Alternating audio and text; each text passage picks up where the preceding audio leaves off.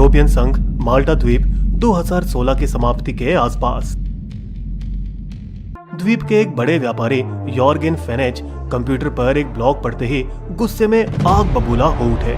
हद से बाहर निकल गई है ये, इस डेफ्ने को तो खत्म करना ही होगा। अपने भरोसेमंद सेवक मेल्विन थियुमा को बुलाते हुए डिजियो और जियो भाइयों को फोन लगाओ। जल्दी आओ, बॉस को तुमसे कुछ काम है। जिनको कुछ पेशगी दी गई। ये रहे 30,000 यूरो, बाकी के 1,20,000 काम होने के बाद। बिद निजाम माल्टा, डेफ्ने कारुआना गालिजिया घराना। 15 अक्टूबर 2017 की रात। ए भाई नजर रखना। वे डेफ्ने की खड़ी हुई काली भूरी प्यूजो 108 के नीचे बम लगाते हैं।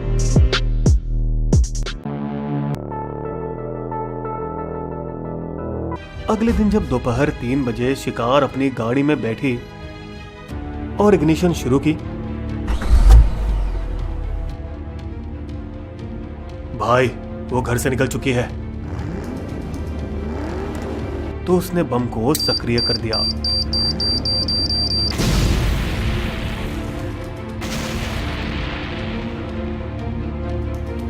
धमाके की आवाज सुनते ही डेफ्ने का बेटा मैथ्यू घर से बाहर की तरफ दौड़ा, नंगे पांव, जहां बजरी सड़क पर अपनी मां की जलती हुई गाड़ी दिखाई दी। मां! 53 वर्षीय डेफ्ने एक ऐसी खोजी पत्रकार थी जो अंदर की बात खोज निकालने में माहिर थी, जिनका ब्लॉग रनिंग कमेंट्री देश के बाकी सारे समाचार पत्रों की तुलना में सबसे ज्यादा लोकप्रिय था। उनकी मौत से पहले वे कम से कम 3 ऐसी खबरों पर काम कर रही थी जो माल्टा में बड़े पैमाने पर भ्रष्टाचार का खुलासा कर सकती थी, जिनके शक की सुई सीधे प्रधानमंत्री जोसेफ मस्कट के ऑफिस, उनके करीबी मंत्रियों और व्यापारी यॉर्गेन फेनेच पर इशारा करती थी। फेनेच को विशेष रूप से पीएम ने एक बड़ा पावर स्टेशन बनाने की अनुमति दी जो सारे देश को गैस आपूर्ति दे सके, जो उन्होंने घुमा फिरा कर किया। अजरबैजान की राज्य तेल कंपनी सोकार पहले 113 मिलियन में शेल कंपनी से गैस खरीदती थी और फिर इसे इलेक्ट्रोगैस माल्टा को 153 मिलियन में बेचती थी। अब इलेक्ट्रोगैस माल्टा के मालिक और कोई नहीं बल्कि वही अजरबैजान वाली सोकार फेनेच की कंपनी और जर्मनी की सीमेंस। इलेक्ट्रोगैस फिर वही गैस माल्टा की मुख्य उपयोगिता कंपनी एन माल्टा को ठीक उसी कीमत पर बेचती थी, 153 मिलियन। एन माल्टा फिर इसी गैस को बिजली में बदलकर माल्टा के निवासियों के घरों में भेजती थी। देखने में तो ऐसा लगता है कि इलेक्ट्रोगैस एन माल्टा को गैस सप्लाई कर रही है, वो भी बिना कोई मुनाफा कमाए। पर सच तो ये है कि $40 मिलियन एन माल्टा तक गैस पहुंचाने से पहले ही निकाल लिए गए थे और इसमें से 2 मिलियन पहुंचते थे 2 पनामा स्थित कंपनियों में, फिनेच की दुबई कंपनी 17 ब्लैक के माध्यम से। 2016 में डेफ्ने ने इन पनामा कंपनियों की पोल खोली, जिनके असल मालिक और कोई नहीं बल्कि प्रधानमंत्री के करीबी लोग, राज्य सचिव कैथ शेम्बरी और तत्कालीन ऊर्जा मंत्री कोनराड मिज्जी थे। उन्हें चुप करवाने के लिए डेफ्ने पर कई हमले किए गए। उनके पालतू कुत्ते का गला काट कर हत्या कर दी गई, घर में आग लगाई गई और सोशल मीडिया पर उनको लगातार मौत की धमकियां भेजी गई। और तो और उनके बेटे एंड्रयू को भारतीय राजनीतिक नौकरी से भी निकाल दिया गया। पर क्या उन्होंने इस बार सारी हदें पार कर दी थी? और क्या प्रधानमंत्री के इर्द गिर्द हो रहे भ्रष्टाचार की खोजबीन ने माल्टा के सबसे मुखर और निडर पत्रकार के ताबूत में आखिरी कील ठोक दी थी? 4.5 लाख से अधिक आबादी के साथ माल्टा यूरोपीय संघ का सबसे छोटा और नया सदस्य है, लेकिन अन्य देशों में हो रहे विपरीत समस्याओं से उसका काफी फायदा हुआ है। साइप्रस में 2013 के बैंकिंग संकट ने माल्टा को एक वैकल्पिक वित्तीय आश्रय बनाया। अरब स्प्रिंग की वजह से यूरोपीय पर्यटक ट्यूनेशिया के समुद्र तट छोड़कर माल्टा चुनने लगे और अब ब्रेक्जिट की वजह से व्यापारियों को माल्टा एक सुरक्षित, टैक्स फ्रेंडली और अंग्रेजी बोलने वाला यूरोपियन संघ का देश नजर आने लगा है।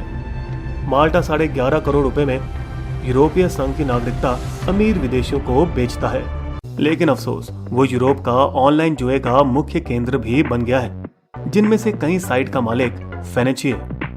एक तरफ माल्टा अमीर बन रहा है, मगर वहीं दूसरी तरफ ज्यादा भ्रष्ट भी। डेफ्ने ने इस बात को अपने ब्लॉग के जरिए बताया, जिस वजह से उसे चुप करवाया गया। डेफ्ने की तथाकथित दुर्घटना के 1 साल बाद भी लगातार विरोध प्रदर्शन होते रहे।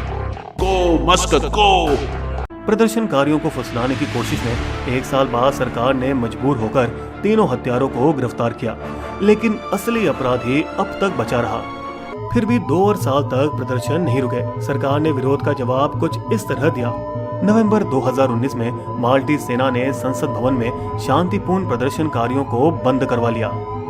इस घटना ने ईयू का ध्यान माल्टा की तरफ खींचा। डैफ्ने की मौत की जांच के लिए हमें एक प्रतिनिधि मंडल नियुक्त करना चाहिए और माल्टा में एक संसदीय प्रतिनिधि मंडल भेजा। अगर माल्टा के प्रधानमंत्री इस जांच में बाधा डाल रहे हैं तो उन्हें तुरंत इस्तीफा दे देना चाहिए। बहुत जल्द असली अपराधी का खुलासा हुआ, पर उसने भागने की कोशिश की जब प्रधानमंत्री के चीफ ऑफ स्टाफ केथ शैम्बरी ने उसे खबर दी। डैफ्ने की हत्या में पुलिस तुम्हें दोषी ठहराएगी, देश से बाहर अभी निकलना होगा। लेकिन फेनिच ने देर कर दी। मिस्टर फेनिच, तुम्हें डैफ्ने की हत्या के आरोप में गिरफ्तार किया जा रहा है। जब बॉस पकड़े गए तो सेवक कहां से बचता।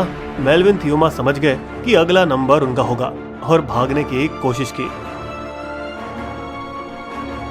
ये क्या है? इतना सारा पैसा क्यों? पुलिस की पूछताछ के दौरान थियोमा ने सबका काला चिट्ठा खोल दिया। डैफ्ने गैलियासी की हत्या के बारे में मैं सब कुछ बताने के लिए तैयार हूँ, लेकिन मुझे सरकारी माफी मिलनी चाहिए।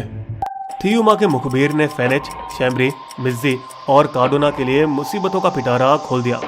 सारे मंत्रियों को इस्तीफा देना पड़ा और उनसे पूछताछ भी हुई, पर हत्या में नाम होने के बावजूद उन पर कोई आरोप नहीं लगाया गया।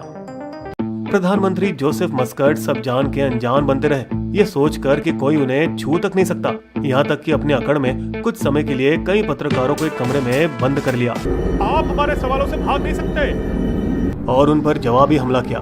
कलिजिया परिवार मेरी छवि को खराब करने की कोशिश कर रहा है। लेकिन जनता और यूरोपीय संघ के बहुत दबाव के बाद मस्कट ने जनवरी 2020 में इस्तीफा दिया।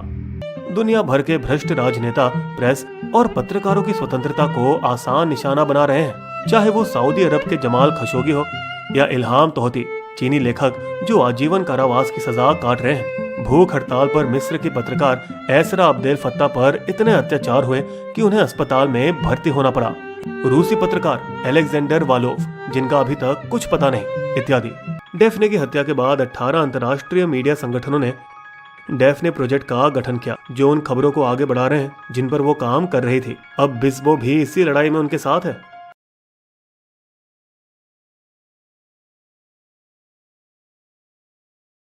बिस्बो की शायरी। भ्रष्टाचारी हो बेपर्दा था डैफ्ने का अरमान, इस कोशिश में चली गई बेचारी की जान। भ्रष्टाचार से जुड़े हुए कई बड़े थे राज और लपेटे में घिरे राजनीति सरताज। पत्रकारिता हो निडर और हो सत्य के साथ, बिस्बो कहता तब होगा कोई देश आबाद।